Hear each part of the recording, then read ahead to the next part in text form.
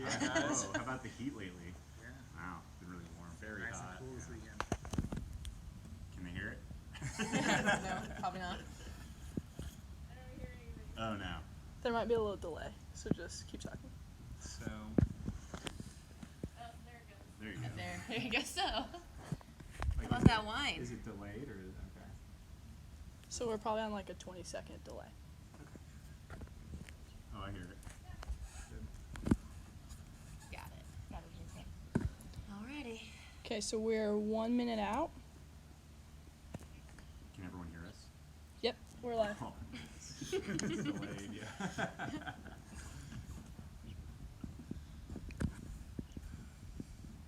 This is the right day and the right spot to begin. Yeah, a lot better than a couple days ago. Yeah. Not quite the view we were looking for. Randy, it's just one camera at any given time, right? So do we want to be talking to the camera or talking to Talk each to other? her, probably in the middle. It doesn't matter. It doesn't matter. Just be natural. Yeah.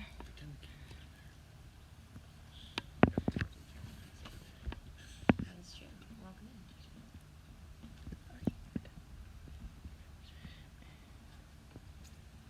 You ready? Yeah. Okay.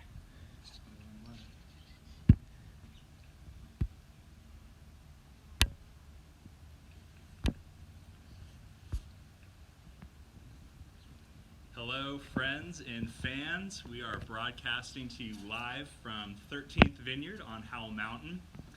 My name's Andrew Haugen. I'm joined with an esteemed team of assistant winemakers. Thanks for joining us on what is known as the live video journey to becoming a winemaker. I started with the PlumpJack group about 5 years ago in 2015. That was after working my first harvest in 2012, and I went to school at Cal Poly San Luis Obispo. We've got another Cal Poly guy, and then a couple other inferior California colleges represented, and to lead those off, I'll introduce Cortney. Hi, I'm Cortney Zolezzi. I'm the assistant winemaker at PlumpJack Winery. I started with my first harvest was in 2010, actually in Santa Rosa with McPhail Winery. Moved here to Napa, to Odette Estate in 2013. Moved over to PlumpJack Winery as the enologist in 2016. And as of the 31st of this month, it'll be 7 years with this company. Going on to Tyler? Fresno State, sorry. Go Dogs. I'm Tyler Martin. I am the assistant winemaker at CADE Estate. As Andrew said, I also went to Cal Poly in San Luis Obispo. My journey to my current position includes working on the Central Coast first in 2010. I worked at Napa Valley Vineyard. Then I moved up the coast back home. I'm actually from Moraga in the East Bay area at Vineyard 29 in St. Helena. And I traveled to Australia after that. Worked at a vineyard called Tarney in Clover Hill. And then on my way back in 2013, I was hired at CADE as as a cellar worker, and I've been there for it'll be 7 years in September. And my name is Brett Brockmeyer. I'm the associate winemaker for CADE Estate and 13th Vineyards. I started with the company in 2008, right out of school. I did a harvest in 2007 on the Central Coast, and then I was an intern at CADE in 2008. Moved to PlumpJack in 2009, rose up to the title of assistant winemaker there, and then in 2016 moved here to 13th Vineyard with us purchasing the property as the associate winemaker. So there's kind of a theme throughout this group of upward mobility. We all started as cellar workers within this company, and now look at us, Mom. We're doing it. So I want to mention that for our viewers that we've got something for you later, which is a video featuring PlumpJack Cabernet. It's going to be the first time we're going to release that video. We're excited to share that with you, so that'll come later. Before we get into any more, do we have any questions yet? We got some shout outs from Cleveland, Ohio. Greetings from Newport, Rhode Island as well. Wow, coast to coast. All right, fire away with the question. Yeah, people want to know what you're going to be drinking today. So those that didn't get the email or are testing me to see if I checked the email, Cortney's going to be presenting the 2018 PlumpJack Merlot. I'll be presenting our 2017 Adaptation Cabernet. Tyler's going to be featured with the affectionately known as Baby Kade. It's the Kade Napa Valley, and I believe that's a 2017. And we'll round out with Brett presenting the 2017 CADE Howell Mountain Estate. What's next? You got another question? Yeah, so in the comments earlier, someone had asked about what inspired each of you to get into winemaking. Yeah. Tyler, you want to fire off?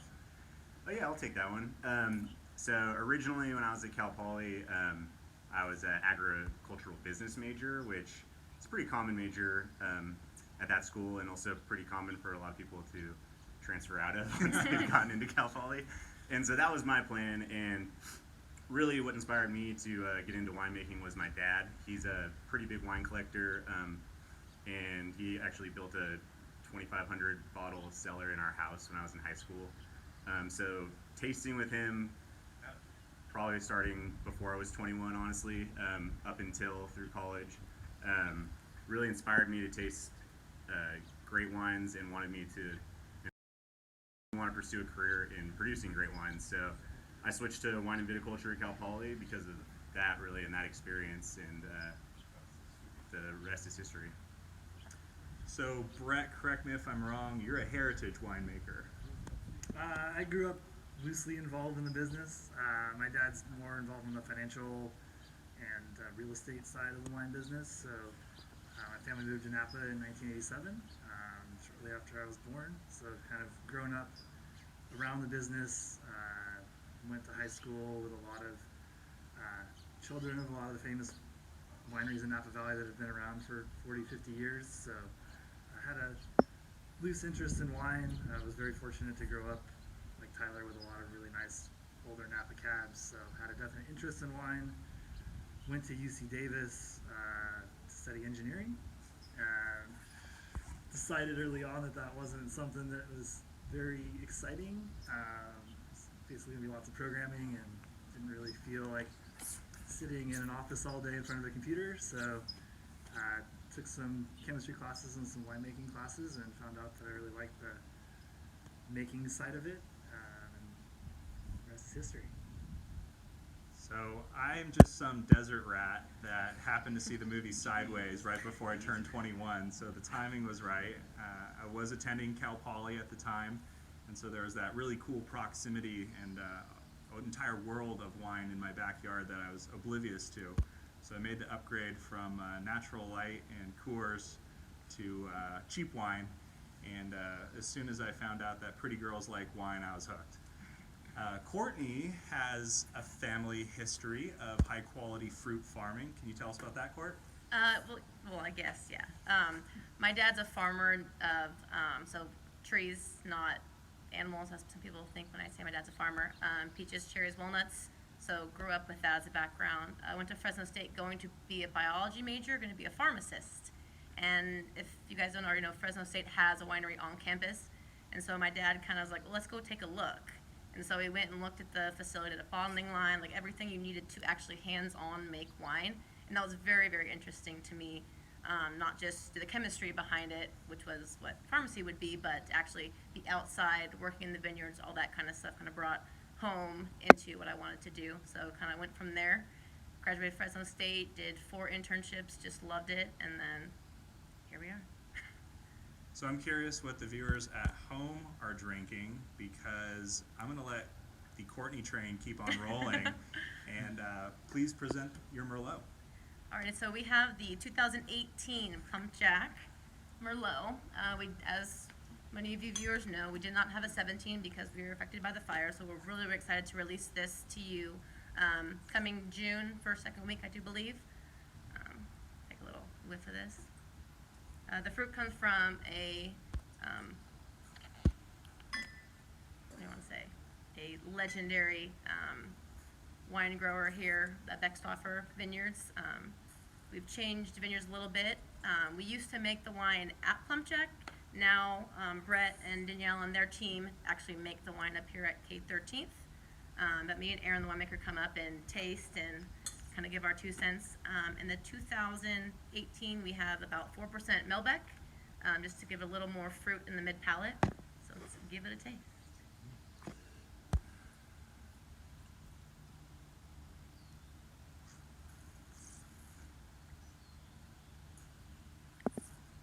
Tasting great. Big, bold tannins in the front, smooth mid palate, nice finish. I usually enjoy this with some copa, some blue cheese and chili cheese Fritos. Don't knock it till you try it. Good steak, hamburger. It's a good time. We have a question. Yeah, so do you think that winemakers have to have a palate somewhat like a sommelier? I don't believe so.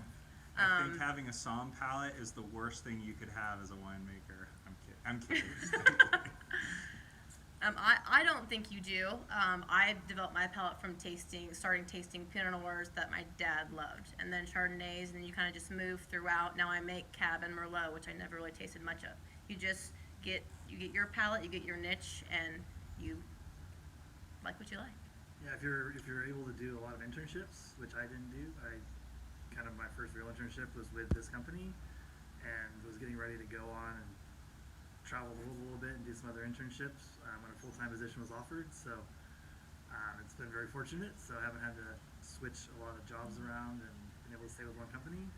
But for those that have traveled around, you can kind of develop your palate and what you like based on where you've worked. You've gone to Australia, you might say, oh, I really don't like Shiraz, but in Napa I really like Cabernet or Sauvignon Blanc. Or you can travel around and see a lot of different regions getting started in this business. That's one of the kind of really cool things that this kind of industry allows you to do. I'd say my last comment on the somm thing would be that maybe in a lot of ways the focus is a bit different, with the career goals being potentially so different, with somms often being focused on service and delivering the best wine for their customer. Our goals are potentially different. We talk a lot about terroir and winemaking, and I think to be able to craft your personal style, that's a much more inward thing than maybe a somm would be sharing outwardly. And so in that sense, some of the most sought after winemakers are because of how they've created their individual style based on their palate and their likes. So that'd kind of be my last comment. Yeah, I definitely think the ability to describe wines in a way that translates to people would be the most important thing. So having that background of being able to taste like a sommelier palate is a good thing, but it's not necessarily necessary for winemaking. I think what's more important for winemaking is being able to describe what you taste going on in the wine, whether that's during fermentation or aging, and being able to describe that in a way that makes sense to people and makes sense to your coworkers, and that you're trying to make the best wine with. And a lot of what drives our winemaking style in this company is where the grapes are from. So we don't necessarily try to take grapes from Howell Mountain and make them taste like PlumpJack and Oakville. We know that those are different growing regions, so we do the best that we can to showcase what we get from the vineyard in any given year. Every given year is different, with different growing seasons, different weather, different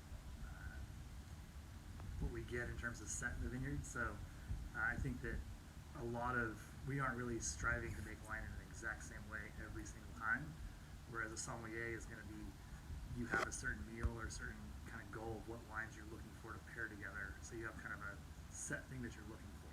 And how we make wine, we want to make the best wine possible so we can present the best wine possible to our customers. Do you have to do an internship to get into winemaking? Is that the only way? I'd say that you don't have to do an internship. You can absolutely, if you find an employer willing, dive right into full-time. I think it's important Right. for the experience. Obviously, if you are able to get a job without doing an internship, that's awesome. But the cool thing about internships, aside from the experience that builds your resume, is oftentimes you get to travel and see the world and see different winemaking regions. So even if you don't end up in Napa like we have, you can talk about the time when you were in Australia making Shiraz, or myself making sparkling base in Tasmania, living there for 3 months. Like, it's a unique perspective on the world. And the same thing goes for Europe, or if you're in Spain, France, Italy. Being able to see the world while also making an awesome product is kind of the big point of the internship, I think. And those experiences you gain from that are pretty hard to match. And so later in your career, you reflect on that and how important that was at that time. And that's why I promote internships more than necessarily like getting a full-time job from your internship later down the road. It's more a perspective thing. You also get to see what you like about the industry.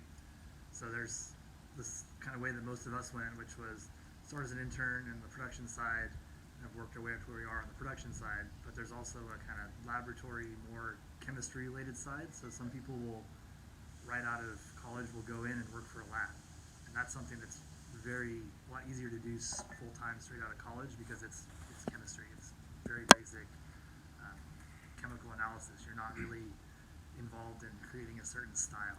So there is that side that people can go through as well. So it's not just for people that want to deal with grapes, want to be outside, want to do a lot of hard physical labor.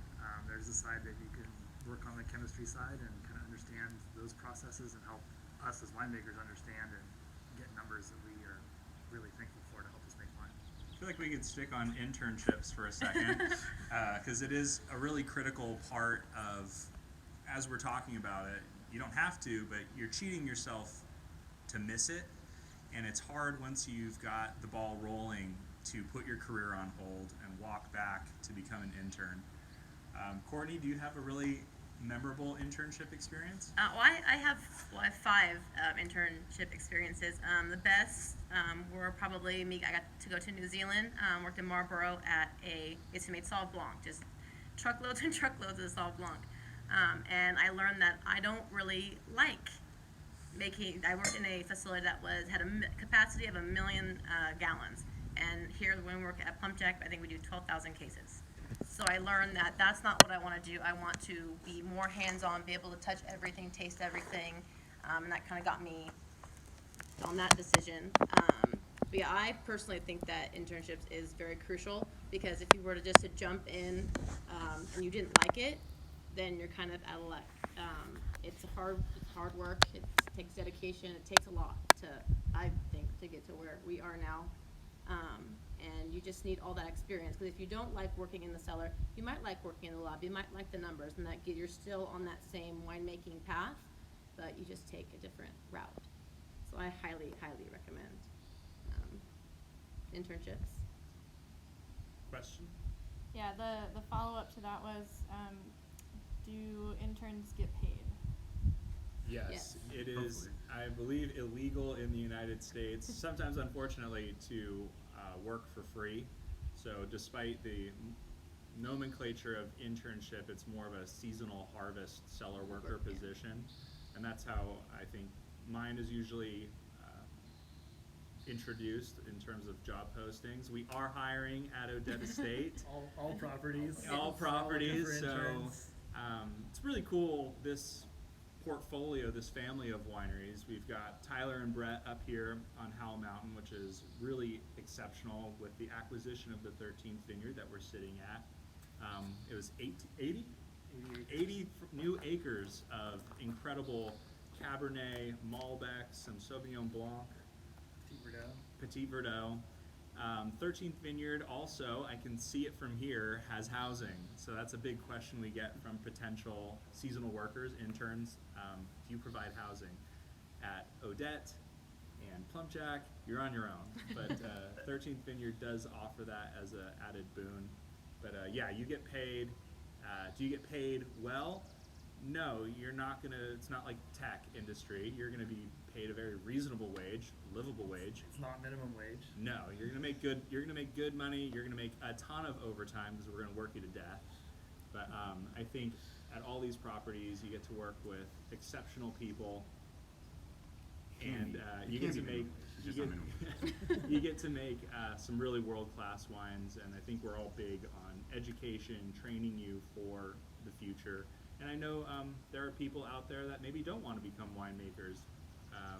And so there's still potentially a place for you on our seasonal team. Carla says hello from Naples, Florida, and Carla. she wants to know more about the building that we're sitting in front of. So, 13th Vineyard derives its name. It was the 13th bonded winery in California when it was built in 1886. So it was built by a couple French guys, Brune and Shax.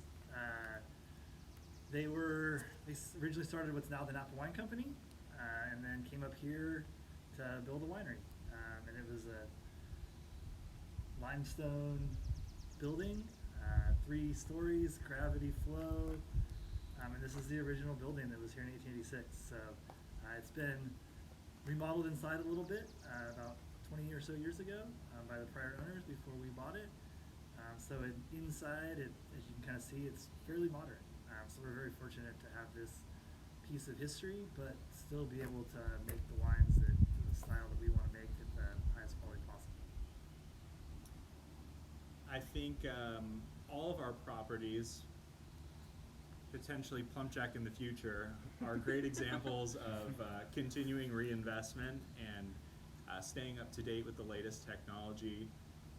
CADE is hyper modern. Odette's got a really beautiful facility. As Brett said, this historic property has undergone a number of renovations, and it's packed to the gills with really pretty tanks that Brett's team takes good care of, and a lot of barrels in the caves, yeah. So those of you that haven't had an opportunity to visit as guests, if you don't want to work an internship, you can still come for the day. I think we'll do one more question, and then I'll talk about adaptation. Kent is coming to us from Marblehead, Ohio, and he wants to know how much autonomy does an assistant winemaker, aka you guys, get with the actual blending process? Yeah, I'll take that one. At least at CADE, can't really speak for the other two, but Brett and myself sit down with Danielle multiple times a year, and we make blends for all 5 of our wines. It starts right after harvest with initial base blends. We do it again this summer right before harvest, and then we do it again right before bottling. So it's a lot of talking about our blends, taking small lots, making bigger lots and blends, and then finally coming up with the finished product by the time the wine's ready for bottling. But there's a lot of autonomy. We're constantly taking notes and tasting with each other and talking about the wines. And Danielle's always open, and she's great with, we want to have a blend that we've tasted through stuff throughout the kind of intervening months, and we feel really strongly about certain blocks or certain lots that we want to taste together. She will taste that with us. She's like, yeah, put it together and taste it, and as a group we decide if it's the direction we want to move towards or if it's not.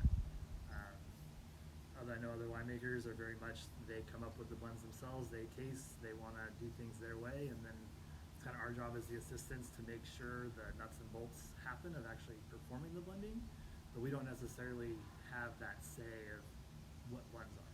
I work for winemakers in this company, they're very much that way, that everything was that winemaker's idea. They had a very precise goal in mind for the end wine, and they're the ones that went and tasted and came up with the blend. So there's both sides. Aaron takes a very hands-on approach with it. Me and Aaron work side by side with every single wine we make. He likes a lot of collaboration. He wants to know, because we have kind of different palates, so he just constantly wants to know what I taste that he doesn't, or I want to hear what he tastes and I don't. We both taste all the coopers, all the different barrels, the new barrels, to see which ones we want to kick out, which ones we want to keep, what ones we want to look into to trial the next year. So yeah, moving up, you just work more and more with the winemaker if they're open to it. And of course they get the final say. You can always say no. At Odette, I was always impressed from my first day in 2015 how our team, small team of 4, we all have a voice when it's time for blending. So Jeff is in the caves tasting out a barrel 365, but we always do meet as a team and walk through potential final blends, and I've always felt heard, even as a lowly cellar worker in my first full-time position. That being said, Jeff won't hesitate to tell you that this is not winemaking by democracy. And so he values our opinions, and I feel certainly heard, and having over the years proven my ability to understand our house style, I feel like there is a degree of collaboration. But I know at Odette, for better or worse, fortunately, the buck stops with Jeff. So he's good about giving us credit for our efforts, but it rests with him. So if I may, yeah, a wine that I had a hand in. This is the 2017 Adaptation Cabernet Sauvignon. This wine is what we intend to be a representation of the Napa Valley as a whole. So we've got fruit coming from as far north as Pope Valley, all the way down to the cooler Oak Knoll, which is just south of our winery. Odette is in Stag's Leap District. Give or take every year, a little bit of the Odette estate could wind its way into this wine. We have the luxury of having great fruit at Odette, and it's kind of like Legos. Jeff always has the best finished ensemble in mind, so if there's a few pieces that in a given vintage don't add up, we have the liberty to put that into the adaptation, which was the case in 2017. Got a little dollop of Cabernet and some Malbec. Usually about 78 to 85% Cabernet, and it was in 2017, 78.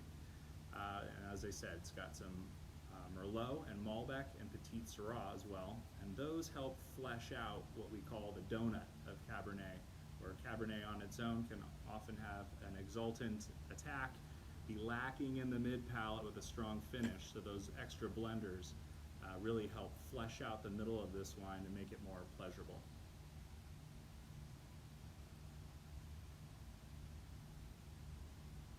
We have a question from Chris Cutter in Watkins Glen, New York. Shout out New York.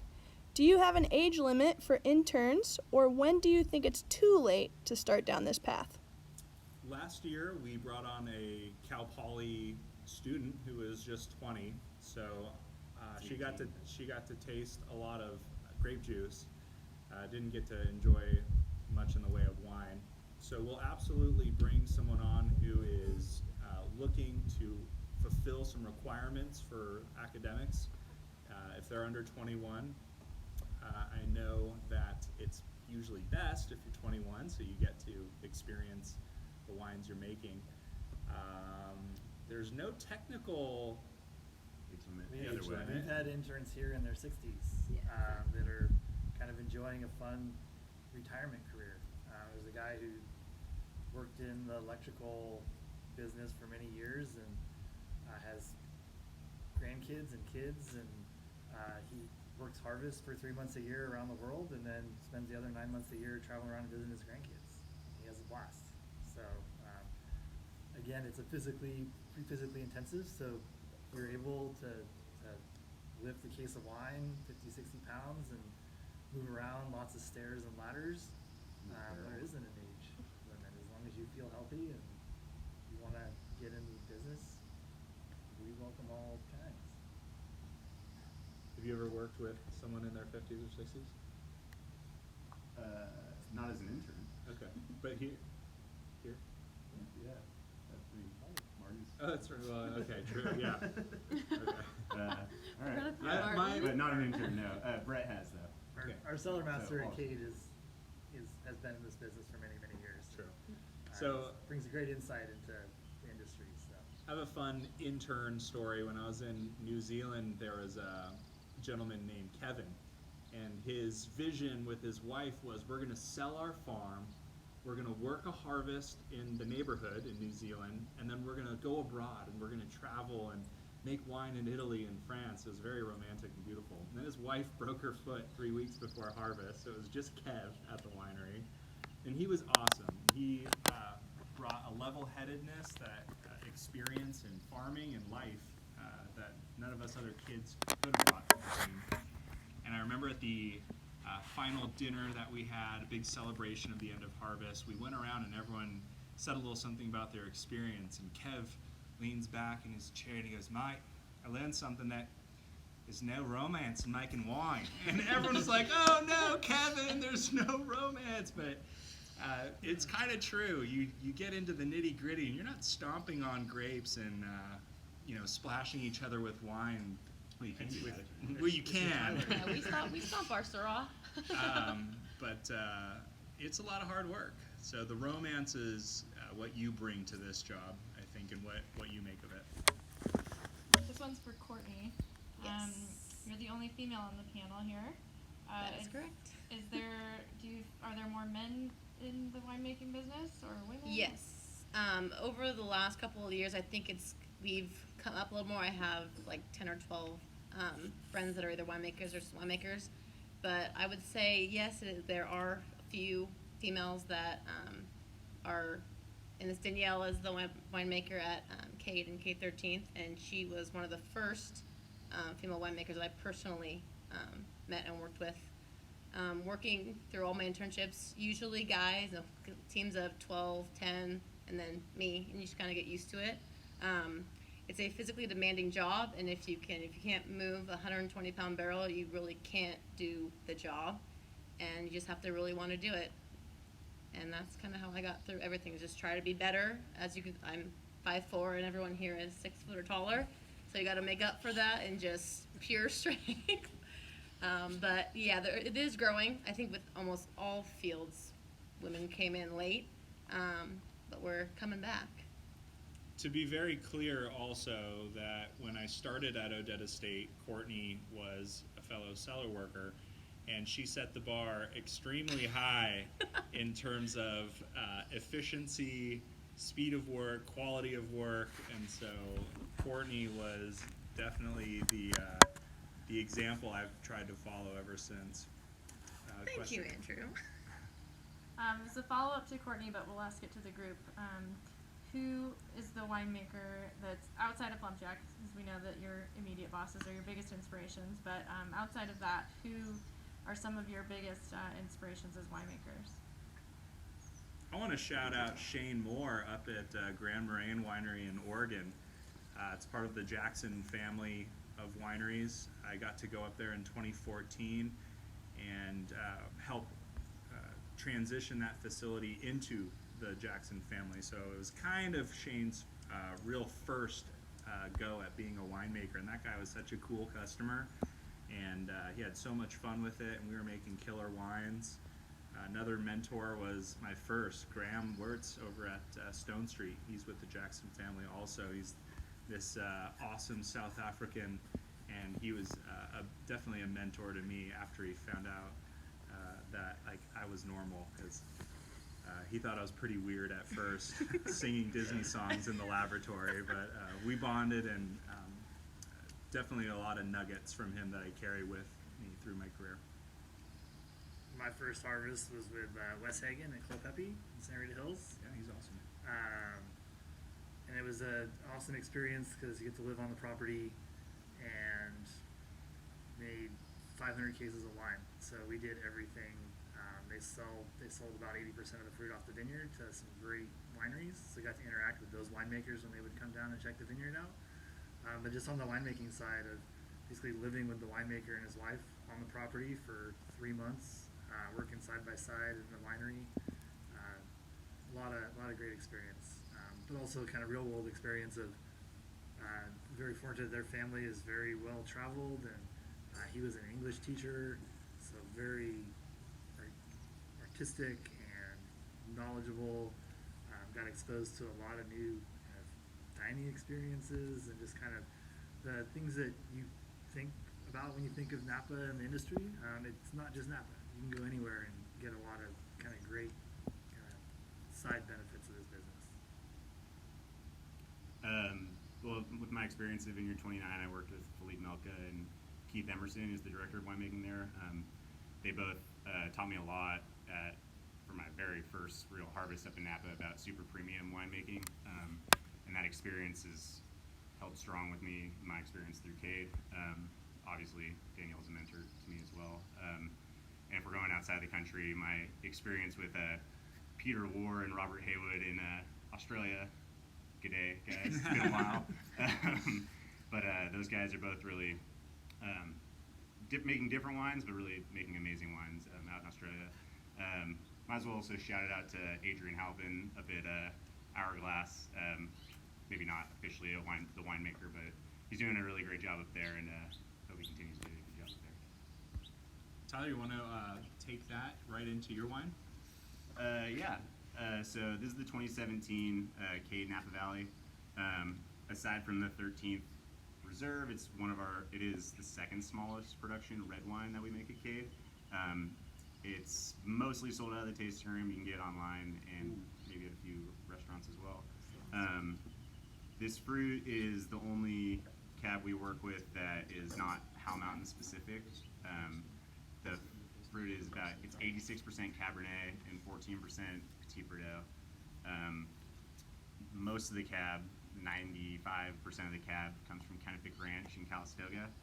It's just across the Silverado Trail from Aubert and Solage, where they're building that new Four Seasons. Huge vineyard, awesome vineyard, a lot of great producers making wine out of there. The rest of the fruit comes from Shea Vineyard in the city of Napa, not to be confused with the Pinot Vineyard in Oregon, spelled a little differently. But yeah, we make just under, in 2017, it was just under 1,300 cases. The wine is also a little bit different than our estate in the sense that it's a little less tannic, a little fruitier on the nose, I'd say, and a little more like blue and black fruit driven as opposed to red fruit driven. Oak-wise, 50-50% once used in new oak. And yeah, so let's taste the wine. Flavor-wise, tend to get a lot more blueberry, cinnamon, chocolate. It's a big wine for us. I think super perfumey and really nice aromatics. It's very floral and perfumey usually, and yeah, it's nice. Yeah, it's kind of a great wine in the portfolio on the production side of things. It's something that we don't live every day working on Howell Mountain with our estate vineyards, so it's a little bit different fruit. In the season, it's great because it comes in a little earlier than the Howell Mountain fruit, so it kind of allows us to have a fill in between the Sauvignon Blanc harvest, which starts in August, and Howell Mountain harvest, which starts in October. So this is kind of a nice little wine that we can kind of focus on for kind of early to mid-September and play with some different fruit that we don't see all the time. Nice. Be able to explore, do my little mentors. Forgot about me over here. So I started James McPhail at McPhail, did a 3-week unpaid internship, paid us some lunches, and that was fantastic. Then got the work with Bibiana Gonzalez Rave Pisoni at Linmar. She was fantastic. I learned a lot from her. Some people say she's difficult to work with. I thought she was great. Kind of where I learned just the diligence and just do. Then the next year at Linmar, I got to work with Shane Finley from Minnesota. I was the only girl on his team. He hadn't really worked with female people before, but at the end he was like, "You're okay." So that was my forklifting skills were okay. And then here, of course, with Jeff Owens. Big shout out to Adrian Halpin. He taught me a lot. I worked really closely with him at Odette and made me use more tools, just more of the manly side, fixing things so that I would know how to do things later because I didn't like to fix things. But yeah, I learned so much from him, barrel-wise and just getting stuff done, organization. So, and then of course Aaron now. But yeah, I've had a lot of mentors, and I thank every single one of them. It's an honor to work with you guys. A question that I've heard, and I'll throw it to the panel. Do you guys feel like you need a degree to become a winemaker? Tyler? I think it was helpful in the beginning, but after working in wine now for almost 10 years, I'd say, I don't know if you need one. I definitely think to get your foot in the door, it was nice, but I've met a lot of people in Napa or throughout the winemaking space that are pretty successful and don't necessarily have a degree in winemaking, and they got in early, started, probably met some of the right people too. That has something to do with it as well. But yeah, I don't think it's 100% necessary. I just think, at least for us four, I think it helped getting the start. It definitely gives you a leg up against someone who may have similar experience in the wine industry in terms of number of harvests or your positions you've held, that you do have that degree as a background. And I think that's the biggest thing, is you have something to fall back on. That what you learn and how you make wine at any given winery is going to be more dictated by the winemaker that you work for. You're going to learn their style. So just because I worked in Clopepi, I could take the basics of winemaking with me, but going from Pinot Noir and Sierra Hills to Oakville Cabernet, PlumpJack, and Haugen Cabernet and Kade, those are two completely different styles of winemaking. So you're going to learn most of what you're doing on the winemaking side from the winemaker you're working for. But at the end of the day, if you run into problems and there's something that you get stuck, you do have your schooling to go back on and say, oh, that's why that's happening. So I think having it there is a great tool, but you definitely, if you find the right winemaker who's willing to work with people and teach them everything, you don't need to have a degree. If you're willing to learn and pick up the nuts and bolts, then degree isn't necessary, especially those of you that already have a career and you're looking at doing something different. If you have the ability to go back to school, Davis has some great programs online. I'm sure Cal Poly and Fresno have some other things that you can kind of learn without actually going to school full time again. But at the same time, you can do most of the learning while you're working. Yeah, my answer goes with just going back to the internships. This year, past year at PlumpJack, we had 2 interns. Don't have a degree in it, have never worked a harvest before, and they were fantastic. Just willing to learn, up for anything, and it was great. They learned so much. One of them actually is going back to school to get a degree in enology and viticulture. But you just the internship, I think, is more important, just because you learn more hands-on. If you actually want to pursue the career, then you go and get your degree, if you haven't already. If we don't have any fresh questions, I'll move on to Brett. The Kade. So 2017 Kade Estate High Mountain Cabernet Sauvignon. So 2017 is the second vintage where we've had the wine off of this property, 13th Vineyard in it. So you'll see from 2015 changing to 2016 when we bought this property, with the addition of this vineyard, we've had a great new fruit source, some additional varieties of Malbec, a little more Petit Verdot. So it brings the total count to 5 vineyards from Howell Mountain. So Kade Estate, 13th Vineyard, and then also Cold Springs, Ink Grade, and Eagle Summit. Really great properties that are really fortunate to work with. This wine is 87% Cabernet Sauvignon, and the rest is equal parts Merlot, Malbec, and Petit Verdot. We do about 70% new French oak. For those of you that tuned in last week or 2 weeks ago, you saw Danielle talk about all the different barrels she uses. So we use probably 40 different barrels in this wine. So a lot of great kind of spice notes, dark kind of chocolate notes that we add to the wine with the spice rack of barrels. The one thing that we kind of fight with this wine is tannins. Howell Mountain produces very tannic grapes, so that's kind of our big challenge with this wine is dealing with those tannins and try to make a wine that's enjoyable now, but also will last for 10, 15 years in your cellars. Is anyone at home drinking this? Because it's pretty fire. It's really good. It's a big boy. We were very fortunate in 17. We were unaffected by any of the fires. We were kind of in the perfect area. It was away from everything. We didn't really have any smoke up here. So we were very, very fortunate. And this wine is kind of a testament to the growing season as it was. And it's a fantastic wine. I think right now, as we're enjoying this, might be a good segue into that video I teased at the beginning. Our producer, I think, has that queued up. Is that right? All right, we're going to go to the video. So everybody, please enjoy a couple minutes of PlumpJack Estate. You're driving off of Oakville Crossroad down a long drive. You see the olive trees, fruit trees, vineyards on both sides, the rustic barns. The PlumpJack Estate, it's just this beautiful site. It is genuine and down to earth, and you just feel good.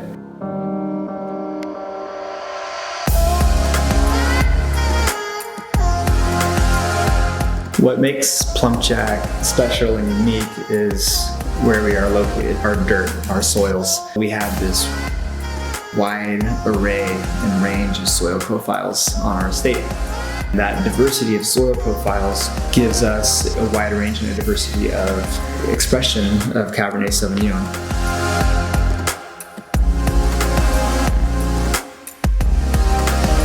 When making the PlumpJack Estate Cabernet Sauvignon, my goal is always to make the best wine that I can make each vintage. What we see in the 2017 vintage for our Estate Cabernet Sauvignon is a really rich, ripe style Cabernet Sauvignon.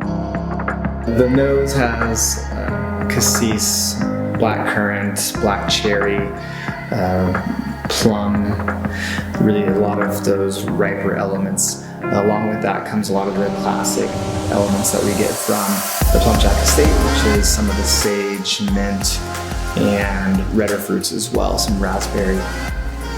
Really beautiful nose. It's really rich, really dense, and that nice classic PlumpJack Oakville, supple, sweet tannin, and a beautiful lingering finish.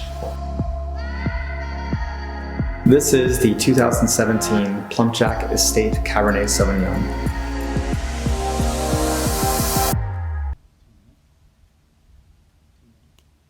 Yo, welcome back. I hope you all enjoyed the video. I have no idea what you just saw, but I am sure that it was lit. What were we talking about? I don't even know. Oh, day in the life of an assistant winemaker. So that was a question that came in. Let me tell you about my day today. I had to be here at 1 o'clock, so I felt like I hit time compression wormhole for things I needed to get done. Our team did some work on our 2019 Chardonnay, so I oversaw the beginning of that project, made sure that the ball was rolling, and then I jumped in the truck and had to run down 30 minutes away and do some wine work with someone that's helping us get our delicious reserve wine wrapped up in tissue paper and placed into wood boxes so we can get that awesome 2017 Odette out to you guys. Then I flipped over to another spot that was right next door, made sure things were working well there, jumped back in the truck, furiously drove back to Odette, ordered some product that needed to have arrive next week so that these projects can get done. And now I'm here, and it doesn't sound like a lot, but there's so many little moving parts. And what was the winemaker doing? He was in a vineyard meeting, kicking dirt with the bigwigs, hanging out. They probably popped a bottle. Who knows what winemakers do?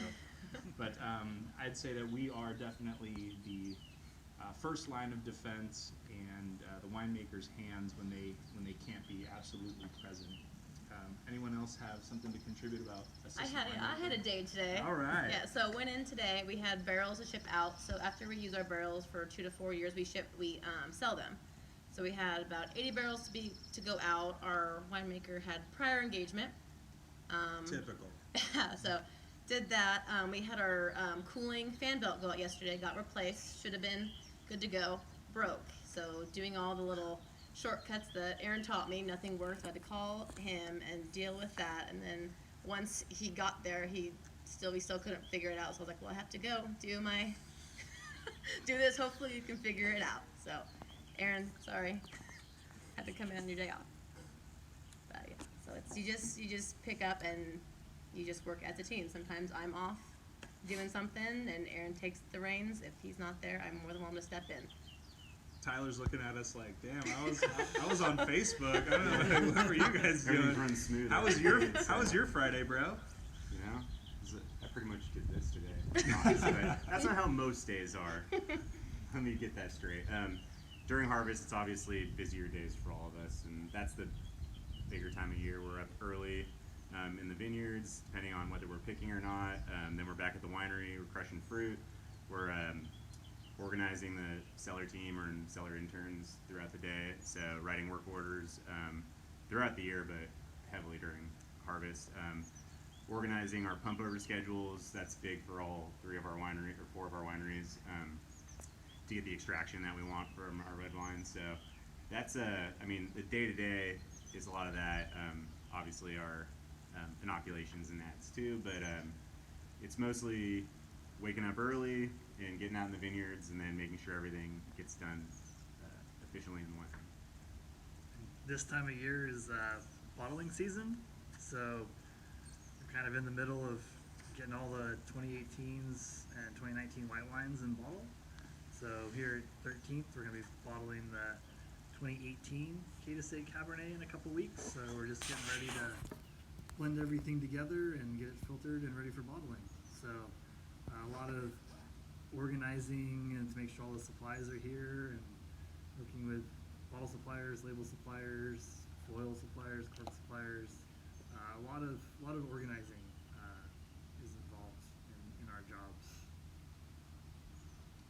I'd say with the advent of the current coronavirus situation, we've absolutely been taking safety measures and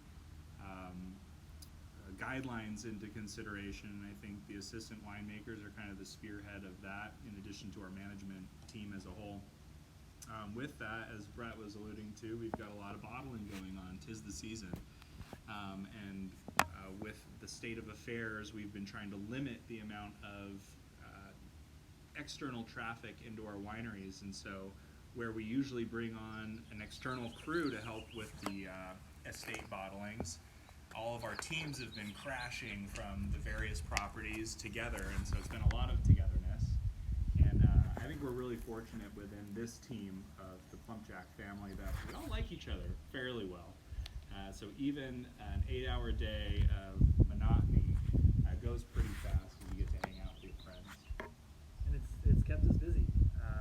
We've had everything crammed with working around these different bottling schedules. So, but at the same time, we're here to get the wines out. We've spent a lot of hours during harvest to make the best wines possible, and want to make sure we do everything we can to get them in the bottle and get them out to you guys. Do we have a mystery wine? So for those of you that are still hanging out with us, here at the wonderful 13th Vineyard, we have a little bit of 13th Vineyard to share with everybody. So this is our 2017. Throughout the winemaking process, the first year here in 2016, we kept tasting some blocks that we identified as being very, very special. We wanted to do something different with those, and this is what we ended up with. So hopefully you guys will get the opportunity to try this. We make about 300 cases of it, only available here through the winery. We sell them in 2-packs, half cork, half screw cap, like all the other reserves within the company. Basically, we pick everything. We kind of try to keep the lots together, different blocks on the vineyard. And after harvest, we go through and taste everything, and we identify our favorite blocks, our favorite barrels, and that's what this wine is. This is the kind of ultimate expression of this specific site, 13th Vineyard. So I hope you guys get a chance to try it and enjoy it. Has anyone, viewership-wise, had the opportunity to try this wine? Shout it out now. A couple club members said they just got it in their shipment. Nice. Super Exciting. so they're wanting to save it for a special occasion. The special occasion is when you open this wine, and then you get to buy more. All right. If there are no more questions that are wildly pertinent, I think that kind of wraps our live video, The Journey to Become a Winemaker. I want to tell our viewers that next Saturday, I believe, the 6th, our gorgeous events director and very engaging video personality, Adam, who is also an accomplished chef, as everyone is these days. He's going to be doing some weird pairings for you, so please do tune in on the 6th. That's a Saturday. Is that the afternoon? in the afternoon at 2 o'clock. Keep those internet channels tuned and learn about Chardonnay and steak. So thanks again to everyone for joining us here on Howell Mountain at 13th Vineyard. And thanks to my esteemed panel mates. And we'll see you here soon, I hope. Cheers, everybody. Cheers.